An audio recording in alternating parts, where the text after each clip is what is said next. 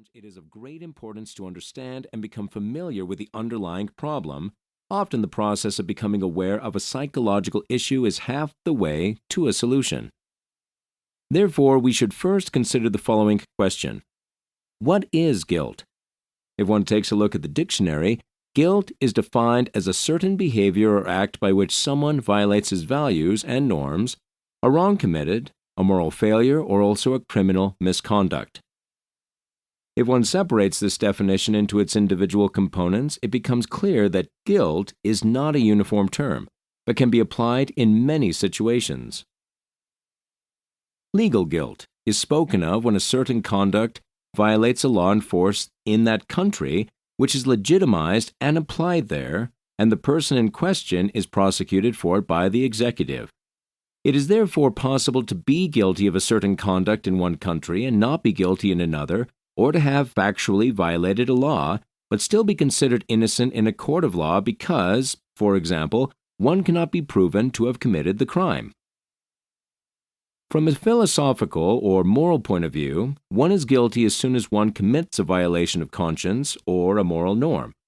This guilt is thus far more individually defined, since although one can find a common moral denominator among many people, this is nowhere bindingly recorded and can also be interpreted and understood differently by each individual person.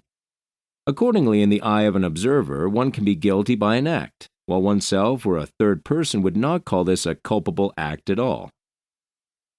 Other contexts in which the term is applied are various: religions, philosophy, or in material or financial matters. Ultimately, however, we face a crucial problem with all these definitions. Human beings are multi-layered, and so are their actions. We try to evaluate certain deeds as positive or negative on the basis of specific criteria that we have defined. But everyone sets the criteria differently or assigns different priorities to them, and thus arrives at a different conclusion regarding the question of guilt when evaluating an action. To illustrate the various definitions of guilt, here is a little thought experiment from ethics. You are standing at a switch on a railroad track. On the right side, a construction worker is working on the tracks. On the left side, 10. A train is approaching. The switch is set so that it will go to the left side. There is no more time to warn the workers. You would only have the time to adjust the switch so that only one person is killed instead of 10. What do you do? No matter what you decide from a legal point of view, you will be guilty, whether you move the switch or not. If you do, you are deliberately accepting the death of the worker there. If you don't, you may be construed as having failed to render assistance, at least in Germany, and the moral question is also tricky. Is it better not to actively intervene and watch 10 people lose their lives, or are you more or less guilty if you actively choose the death of one man instead of 10?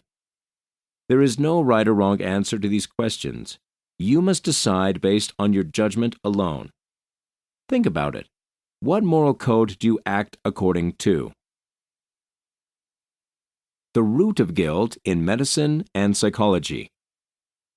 If we look at the different definitions of guilt from an ethical, moral, and legal point of view, we see that being free of guilt is, strictly speaking, an illusion. If one is innocent before the law, this does not mean that one is also morally innocent.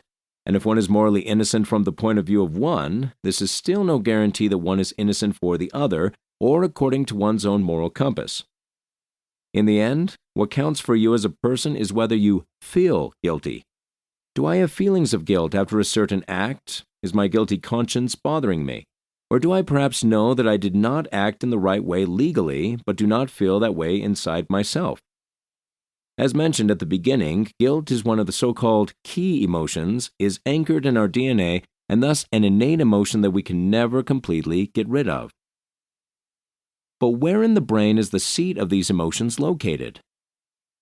In medicine, it is not always easy to link abstract facts without an organic correlate, such as certain feelings, to exact regions in the brain. Finding the right methodology for measurement is difficult.